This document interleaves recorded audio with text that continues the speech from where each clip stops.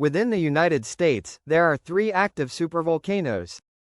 They are the Valles Caldera in New Mexico, Yellowstone in Wyoming, and the Long Valley Caldera in California. Each of these have produced incredibly large volume explosive eruptions which permanently changed the overall landscape. Yet, there is another young supervolcano located in Nevada. Zooming in from satellite, several large circular depressions in the ground can be observed. These depressions represent calderas which were formed in eruptions more than 100 times the size of the 1980 eruption of Mount St. Helens.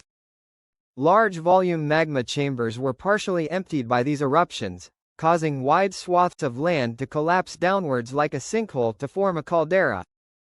This group of overlapping calderas is today referred to as the Timber Mountain supervolcano, which is now extinct. Today, this area is of great economic importance as this unusual supervolcano is the source of one of the world's largest lithium deposits, which will be mined for centuries to come to power the way for green energy technologies. This video will discuss this supervolcano, and how it relates to the lithium deposit in question. The Timber Mountain supervolcano is located 20 miles or 32 kilometers northeast of the town of Beatty in Nevada.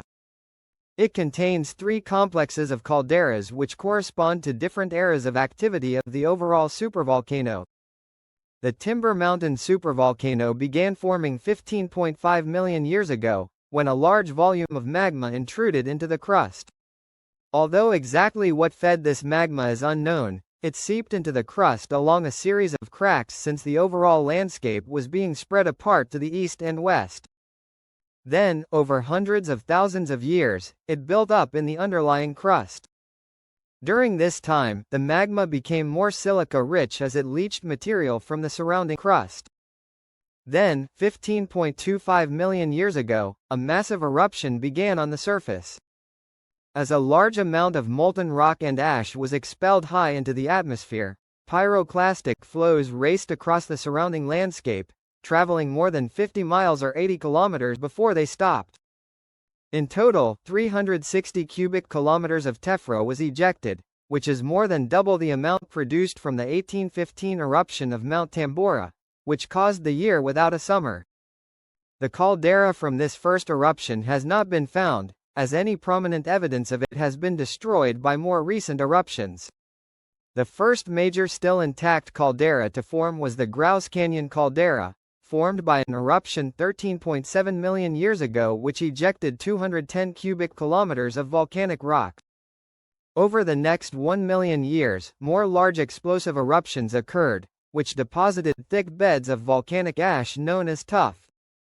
Between 12.8 and 12.7 million years ago, 2 supereruptions occurred, which each ejected more than 1,000 cubic kilometers of molten rock, forming the Claim Canyon caldera. Over the next several million years, dozens of caldera-forming eruptions occurred, forming more large calderas. The last of the major eruptions occurred around 9 million years ago, forming the Black Mountain caldera. Soon after, rhyolite volcanism ceased at the volcano, seemingly around the same time that the amount of crustal extension in the area reduced.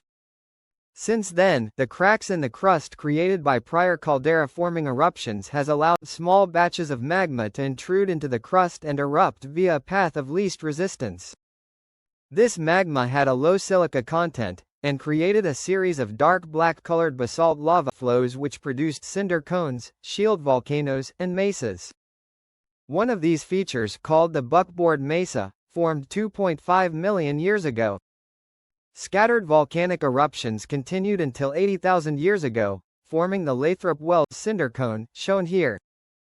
In the absence of rhyolite-forming eruptions, the abundant lithium in the existing rhyolite largely eroded away into a drainage basin to the west, which is a closed system with no natural outlet.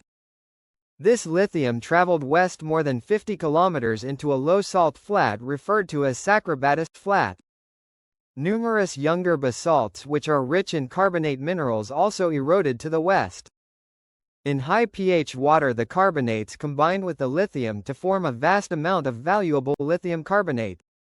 Although this is truly a preliminary estimate, the deposit in question contains an estimated 5.37 million metric tons of lithium. That represents 7% of the world's total reserves, and single-handedly could produce enough material to supply the planet's lithium needs for a century. I hope that you enjoyed this video. If you would like to request a specific topic, please leave a comment below. Additionally, if you wish to support this channel, consider becoming a patron on Patreon.